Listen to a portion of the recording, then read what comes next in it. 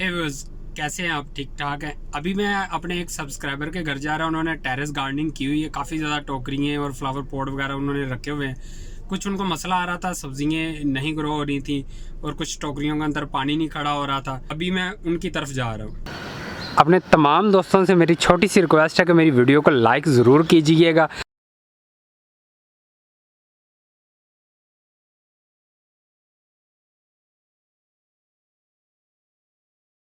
के घर आया था, ये देखें उनका सेटअप, आप देखें माशाल्लाह काफ़ी चीज़ें उन्होंने रखी हुई हैं। टोकरियाँ, फ्लावर पॉट और बड़े बड़े ड्रम भी रखे हुए हैं। और इनका सबसे ज़्यादा जो मसला टोकरियों में आ रहा है कि इतनी ज़्यादा इनकी ना सब्ज़ी यहाँ पे लगती नहीं है। तो ये सबसे बड़ा मसला ये आपने भी नोट करना है कि ये देखें मिट्टी बहुत कम डाली हुई है टोकरियों के अंदर। एक मिट्टी हम अभी इस टोकरी के अंदर पूरी करके दिखाएँगे। और दूसरा तरीका, जैसे ही आप ये न्यूज़पेपर या इस तरह के प्लास्टिक पेपर रखते हैं तो आपने मिट्टी को साइडों पे लगाना है, ताकि आप जब भी पानी दें और पानी बिल्कुल सीधे नीचे जाए यहाँ से, और बिल्कुल नीचे टोकरी से जाके ड्रेन होना चाहिए पानी। तो ये देखें अभी भाई लगा रहे हैं यहाँ पे।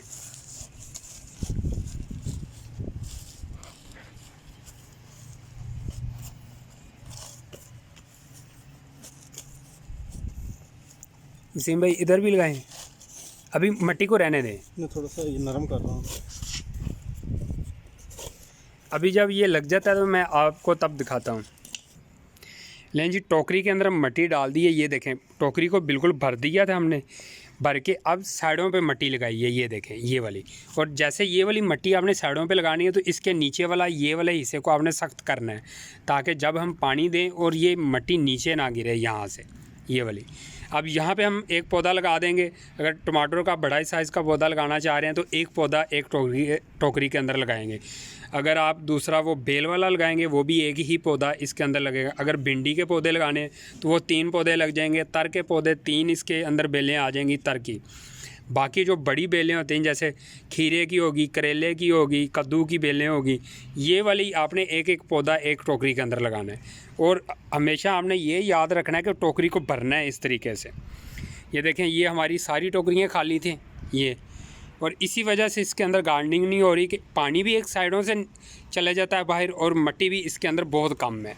आप देखें यहाँ पे मिट्टी हमने डाली है और यहाँ पे जब पौधा लगाएंगे उसको अच्छी खासी हवा भी लगेगी। खुली हवा चाहिए होती है हमारे पौधों को और फुल रोशनी चाहिए होती है। अगर इस तरीके से डेप्थ में लगाई होगी पूरी हवा नहीं लगती, आपको महसूस होगा लग रही है, लेकिन ऐसा नहीं है। पौधा जितना आपका ऊपर होगा उतना आपको ज़्यादा मज़ा आएगा गार्डनिंग करने में। तो सेम इस तरीके से आपने टोकरी को भरना है जैसे अभी हमने इसको भर दिया है। ये अभी वसीम भाई टमाटो के पौधे खुद अपने हाथ से लगाएंगे।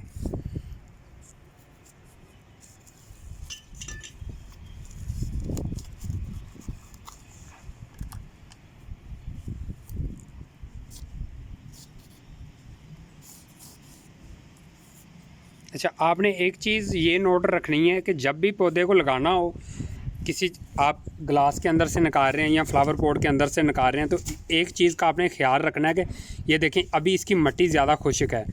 तो अभी हम इसको लेके आए थे पौधे को, तो अभी हमें लगाना पड़ रहा है। लेकिन जब पौधा लगाना हो तो आपने सुबह के टाइम इनको पानी दे देना है और असर के टाइम जाके इनको ट्रांसप्लांट करना है। असर के बाद इतनी ज़्यादा धूप नहीं होती तो फिर पौधे आपके स्ट्रेस में नहीं आएंगे।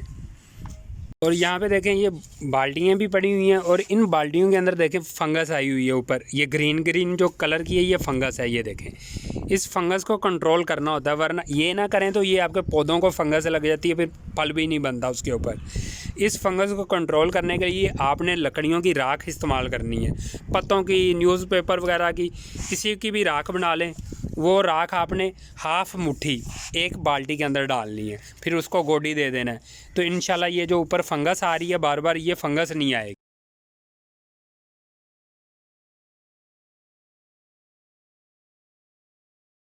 ये अभी इनकी इतनी अच्छी गार्डनिंग नहीं हो रही थी। ये देखें ये टमाटर के पौधे बिल्कुल छोटे हैं और यहाँ पे इसने अपने ऊपर टमाटर लगाना शुरू कर दिया है।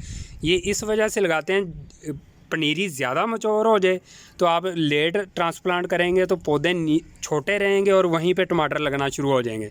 पनीरी छोटी होनी चाहिए और जल्दी उसको ट्रांसप्लांट करना चाहिए। और दूसरा प्रॉपर तरीके से आपने खाद देनी है, चाहे ऑर्गेनिक दे रहे हैं चाहे केमिकल वाली दे रहे हैं। تو پھر آپ کے جو گملوں کے اندر پودے آپ کے ٹماٹر کے لگے ہوں گے، جیسے یہ بھی لگا ہوا ہے، تو وہ ان کی ہائٹ بھی بہت اچھی رہے گی اور پھل بھی بہت اچھا ملے گا آپ کو۔ پیاز لگا رہے ہیں یہاں پہ، یہ اس کی پنیری، یہ دیکھیں سیم اس طریقے سے ابھی یہ لگائیں گے، یہ دیکھیں